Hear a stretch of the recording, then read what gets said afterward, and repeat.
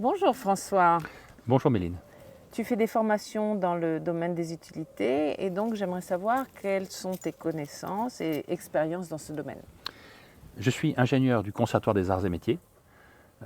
J'ai mis un peu de temps, c'était en cours du soir, j'ai mis 14 ans pour devenir ingénieur diplômé en thermique industrielle. J'avais précédemment suivi et passé un diplôme, une licence d'analyse économique à Paris 1. J'ai suivi quelques stages, notamment à l'Institut français de l'énergie, qui ont été des stages très utiles sur la manière de mener notamment des audits énergétiques. Voilà. D'autre part, j'ai acquis une certaine expérience pratique des utilités. D'abord parce que j'ai travaillé comme responsable des fluides dans une grande verrerie pendant 4 ans, après y avoir été 4 ans ouvrier à la chaîne dans cette même verrerie. Et responsable des fluides, donc c'était l'air comprimé, c'était la vapeur, c'était l'eau glacée, le gaz, l'oxygène, le vide industriel.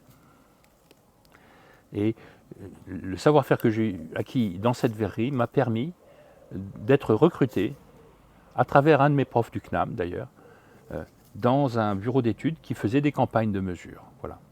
Et là, j'ai appris beaucoup en faisant des campagnes de mesure successivement dans 3 sociétés avant de créer la mienne.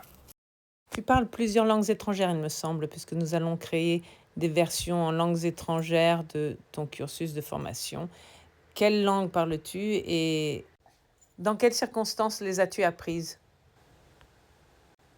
Alors j'ai appris l'anglais à l'école et à l'université. J'ai voyagé aussi dans des pays anglophones. Et donc j'ai un peu pratiqué l'anglais sans avoir vécu 14 ans aux États-Unis. Hein. Je suis resté quelques mois en Angleterre, à Gibraltar, dans des pays comme ça. D'autre part, je connais bien l'italien, l'espagnol et assez bien l'allemand. Voilà. J'aime beaucoup ces 3 langues. J'ai parlé espagnol pour le travail en Argentine. En Italie, j'ai travaillé dans 3-4 usines avec un camarade italien qui a créé une société ressemblant à la mienne. Et l'allemand, c'est une langue qui m'intéresse, que j'aime beaucoup, mais que je pratique moins. Mais j'ai quand même eu 2-3 missions en Allemagne sur des éléments où il y avait un côté commercial fort. Il fallait faire des offres pour vendre des contrats de fourniture d'air comprimé. Très bien. Et la Sicile aussi, tu as travaillé en Sicile. Alors la Sicile, ça faisait partie de mes voyages en Italie. J'ai passé 1 an ou 2 en Sicile. J'ai travaillé en Sicile comme apprenti dans un chantier naval où on faisait des barques de pêche en bois jusqu'à une quinzaine, une vingtaine de mètres de long. Et j'ai travaillé dans le même temps. On ne paye pas les apprentis en Sicile. En tout cas, à l'époque, on ne les payait pas. Et donc, j'ai fait des traductions pour gagner ma vie et un peu de travail manuel à gauche à droite. Tu es chef d'entreprise. Parle-nous de ton entreprise Airprofil et de tes projets, s'il te plaît. J'ai créé mon entreprise en 1998 et c'est toujours resté une petite entreprise où bizarrement le patron travaillait. Donc j'étais un patron qui travaillait. Je ne me suis jamais occupé des aspects administratifs de manière très, très sérieuse. Je n'ai pas passé de temps. J'ai toujours sous-traité ça au maximum.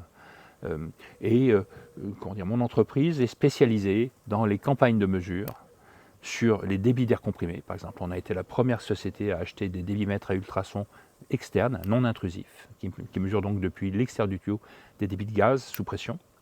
On fait des mesures de la qualité de l'air comprimé. On est probablement la société en France aujourd'hui la mieux équipée dans ce domaine.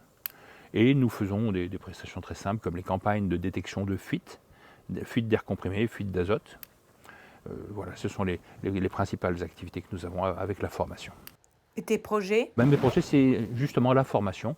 Je suis en train de développer un cursus Airprofil de formation aux utilités qui va être extrêmement structuré de manière à ce qu'on puisse, d'une part, le traduire assez facilement dans plusieurs langues étrangères et d'autre part, ça va donner lieu à des applications logicielles comme la création d'un chemin d'audit et d'autre part, c'est un projet que j'ai depuis une vingtaine d'années et qui va se concrétiser, un système expert basé sur ce qu'on appelle l'inférence causale. Je te remercie de t'être présenté. Nous allons passer au cursus de formation alors. Merci à toi, Méline. J'aimerais que tu m'expliques tes formations. Très bien, je vais te présenter les formations Airprofil pour l'air comprimé, pour la vapeur et peut-être bientôt pour d'autres fluides. Je vais vous présenter à tous la manière de concevoir le plan de la formation. Ça fait partie de la pédagogie que de montrer la méthode de conception, de rédaction d'un support de cours. La méthode que j'ai utilisée est dérivée d'un truc qui était pratiqué par les Grecs et par les Romains qu'on appelle la rhétorique. C'est un discours qui est en 4 parties. Les 4 parties, je les ai présentées un peu à l'avance. La première, c'est la découverte. La découverte, on doit montrer pourquoi c'est intéressant, pourquoi ça vaut la peine d'écouter un cours sur ce sujet. Ensuite, donc ça peut être assez commercial, on peut donner des arguments qui disent « venez, écoutez-moi, je suis intéressant ».